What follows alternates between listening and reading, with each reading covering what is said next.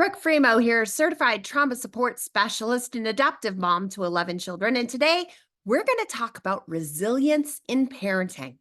I would say this is one of the absolute number one things that the families that I work with come to me and say they need some support with. Yes, parenting trauma kids is extremely hard, and the battlefield can feel unending.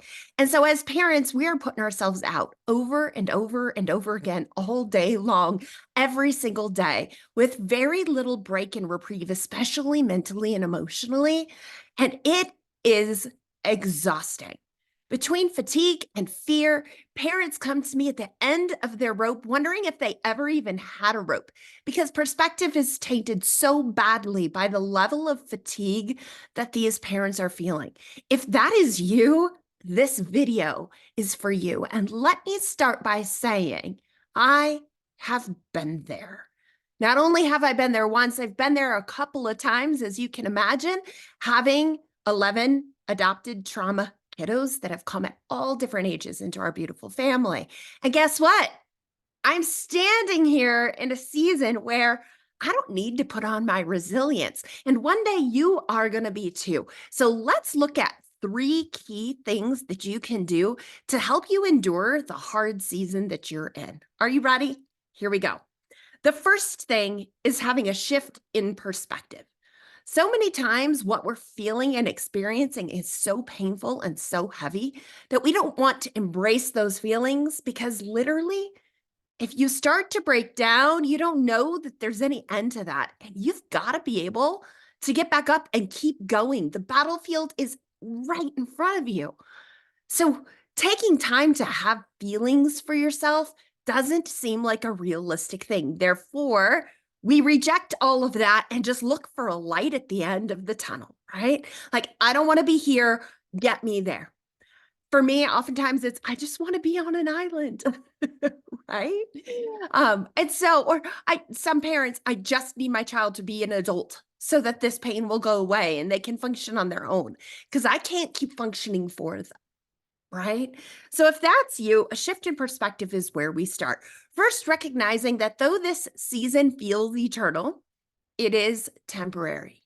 Your child is growing and developing and finding out what does and doesn't work for them. And so the season will shift. It is a matter of time and it feels one way, but the reality is quite different.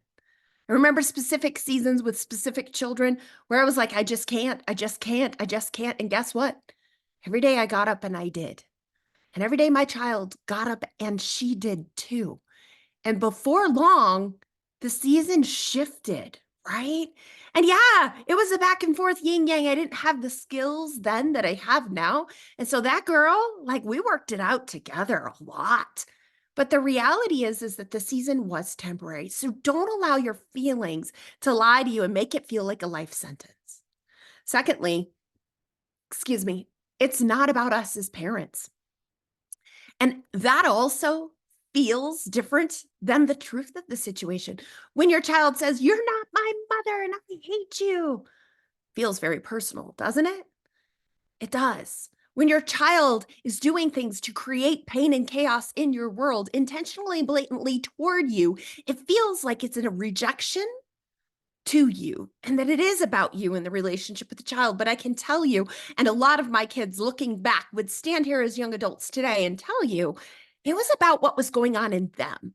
It wasn't actually about me. It was me that put the expectation or me that reminded them of their losses of a biological family or the loss of what things could have, would have, should have been for them. It was me that oftentimes the resentments and angers and feels and frustrations came out because of, but it was not me. It was the child struggling with their own history, their own fears, their own doubts and insecurities. And that being the case, I'm able to separate myself and take away that personal element. If somebody, a stranger on the street, comes and calls me a name, I'm not going to take that personal, right? I'll be like, wow, that person's having a bad day. I would know that it wasn't about me. But when it's your child and it says directly to you about you, it feels quite different. And therefore, we have a response that is different than if a stranger said it. But if we can detach from that personal interpretation, you're going to find your days a lot easier to go through. All right, are you ready for step number 2? Step number 2 is redefine self-care. Redefine self-care. Our culture tells us that getting our nails done or going for a massage or taking a walk in the neighborhood for a few minutes and coming back is going to have us fully recharged. And so what happens? A lot of us moms beat ourselves up that we're not in a position where we're able to go and get our nails done. It's not a good timing for that in our households. And therefore, we're like, we don't get self-care, right? But the reality is that if you are that person that goes and gets your nails done, you know that that's an hour tops of your life, and you come back, you really don't feel much better because you're still facing the same trials and the same struggles. So self-care's got to be redefined in order for it to be something that really fuels you and helps you to sustain the really hard seasons. And there's certainly nothing wrong with getting your nails done, going out to dinner with a girlfriend, right? If you can do those kinds of self-care, do them. I just suggest don't do them in a bubble. Don't do them and expect them to have some overwhelming, long-lasting result as you come into the battlefield of parenting. Instead, I want you, especially if you are a believer, to recognize that this season is purposed, and understanding that this season is purposed is going to help us to be able to endure this season. Refreshment for you may be taking a shower and doing some what's called somatic processing as you take a shower, sensory integrations, adding an oil scented to your shower so that you can breathe it in and really experience the relaxation, the body and brain connections of smelling something that's clean and pure, right? Other somatic processing techniques, I want you to Google them. Somatic meditations. You know, it sounds heebie-jeebie. It sounds like it's out there, but the reality is these things make a lasting difference as you do your day. Another thing that would make a lasting difference, people that are reading their Bible for 15 minutes a day, 3 to 4 times a week, do you know that scientifically it's proven that they have better outlooks and that they have less depression and more productivity in their days? Just from reading scripture a small amount of time. And maybe for you, 5 minutes is a good starting point. I suggest incorporating those things into your life and see how much it changes things for you. Okay. And then the third key is to find your people. When we feel alone and like we're the only people who are going through something, it becomes very, very isolating. We are not designed to live in our isolation. We are designed for community.